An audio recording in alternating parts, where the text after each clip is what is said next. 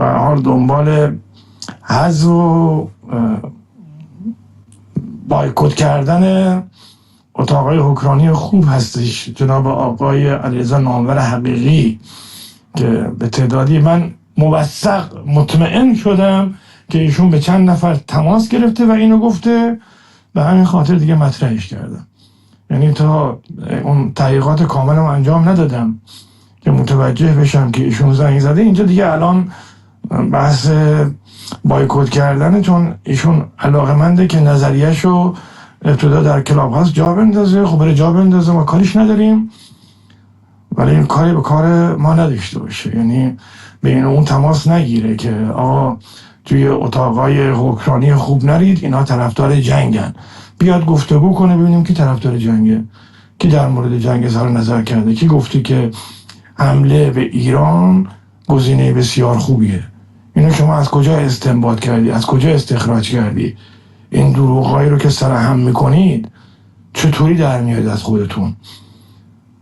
این از کجا در میاد؟ خب بیاد اینو با ما در میون بذارید، بگید اتاقا که ضبط شده و حالا اگر هر فردی هم توی اتاق در این زمینه صحبت کرده نظراتش مکتوبه، در هر جا که صحبت کرده نظراتش مکتوبه، بیاید استناد کنید به این نظرات و بعد در موردش حرف بزنید. چرا از خودتون دروغ میگید؟ این که کار خوبی نیست دروغ گفتن که. بعد شما اگر واقعا خیلی خیلی آدم‌های نخبه‌ای هستی، چرا تو اون کشورهایی که هستید ازتون استفاده نمی‌کنن؟ یعنی هیچ جا اصلا ازتون بهره‌ای نمیبرن. یه مقاله توی هیچ روزنامه انگلیسی زبانی حداقل باید داشته باشی تو کشوری که زندگی میکنی.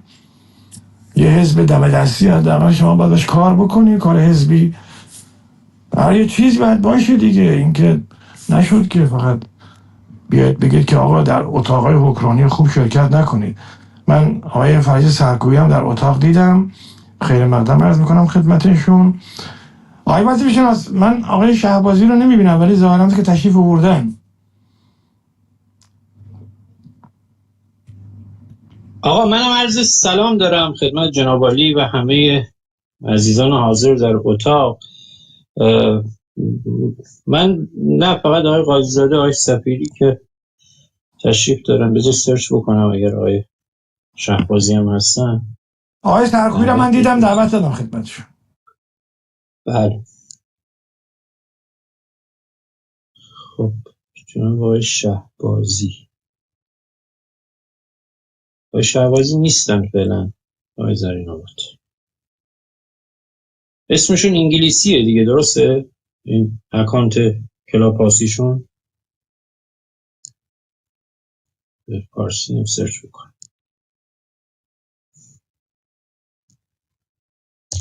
آقای شهبازی الان تشریف میارن آقای وظیفه‌شناس. بله تشریف آوردن آقای شهبازی هم.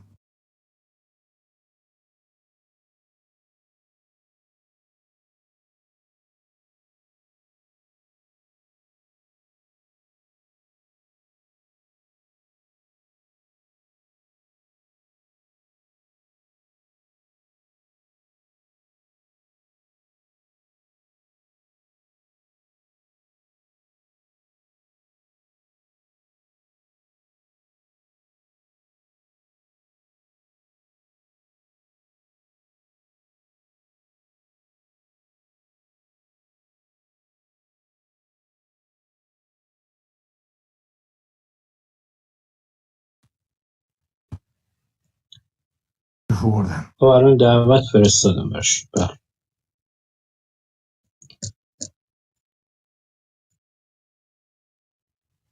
خب جناب آقای شهبازی، سلام و عرض ادب دارم خدمتون.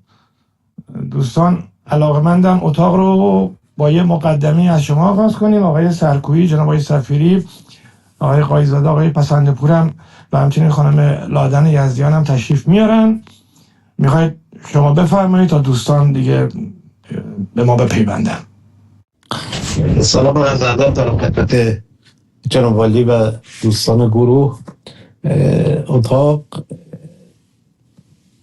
من چی بگم جناب زرین آباد؟ من هنوز موضوع همون مقدمه که با هم صحبت کردیم در مورد تاریخی که تشکیل اصلا خاورمیانه و حکومت هایی که به هر حال انگلستان در خاورمیانه بنا کرد، این آیا حرکتی که انگلستان انجام داد چرا یک نسخه خوبی برای خاورمیانه نبود و عملا یک سم مهلکی بود که کماکان خاورمیانه رو در جنگ و خونریزی فرو برده و هیچ راه نجاتی هم کسی نمیتونه براش پیدا بکنه؟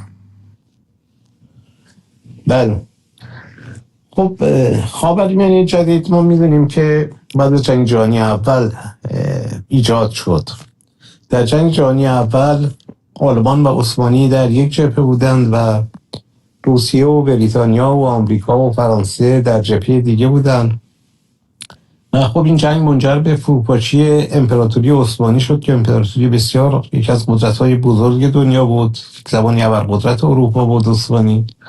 خب تمام کشورهای عربی و شمال آفریقا و اینا، سرزمین‌های عربی و شمال آفریقا جزو عثمانی بودند و عراق هم جزو عثمانی بود که همسایه ما بود و ایرانی‌ها برای رفتن به عتبات در واقع می‌رفتن به خاک عثمانی.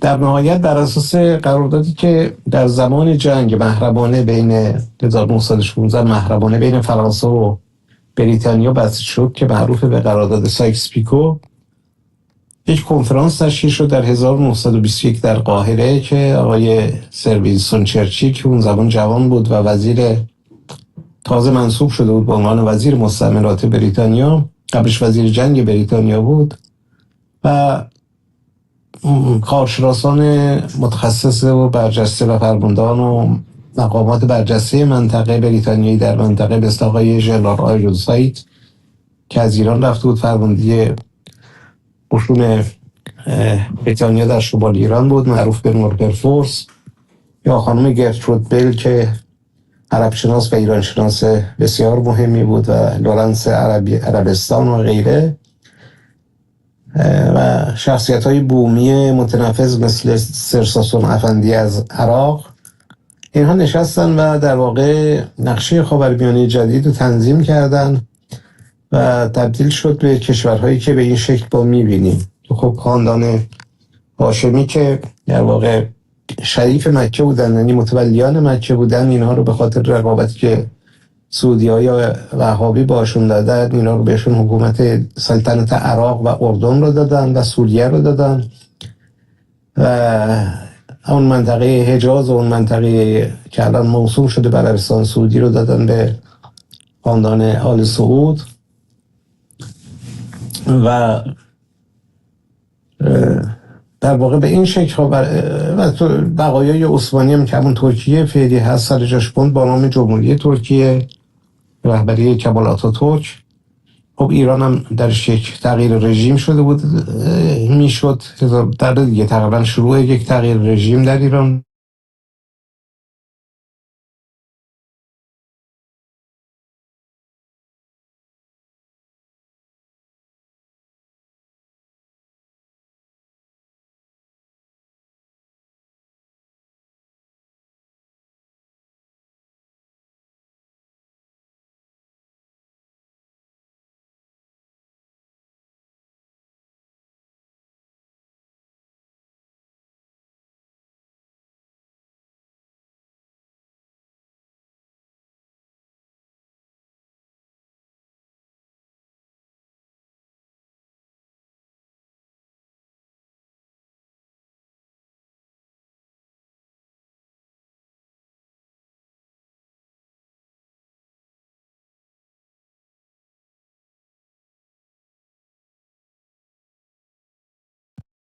در واقع برمیگرد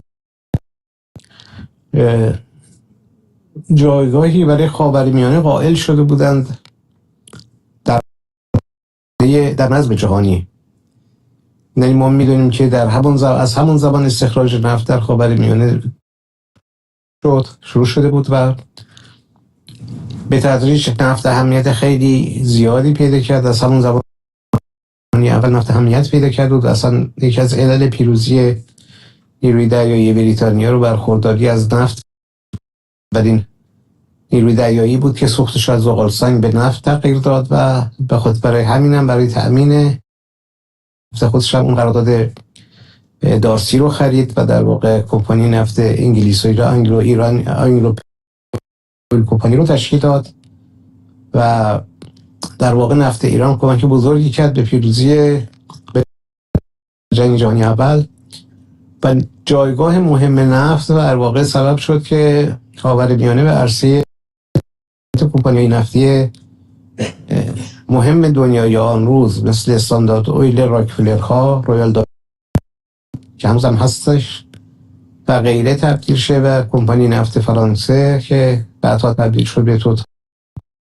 این قولهای نفتی بودن که در این دوران بودن یا شکل گرفتن و در واقع بر سر منافع خودشون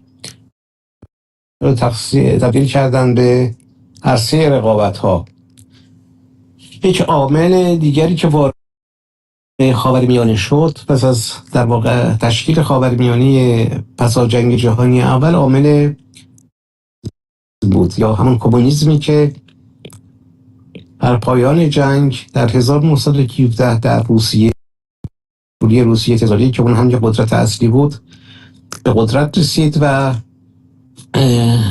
جاذبه در بین بخشی از مردم و روشنفکرانی که به اصطلاح اون زن استعمار بریتانیا در رنج بودند و خب بعدها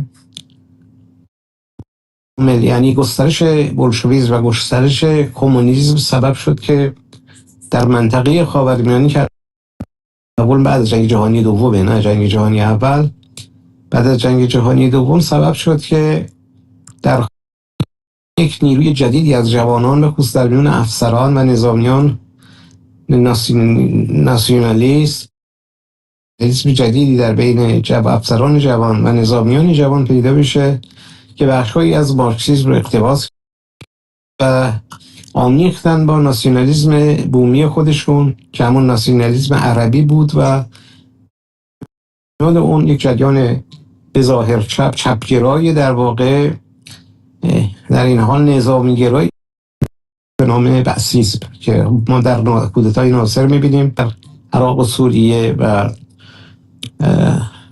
کودتاهای خونین یعنی در شد از اون پس خاورمیانه که قبل از اون همه نظام‌های سلطنتی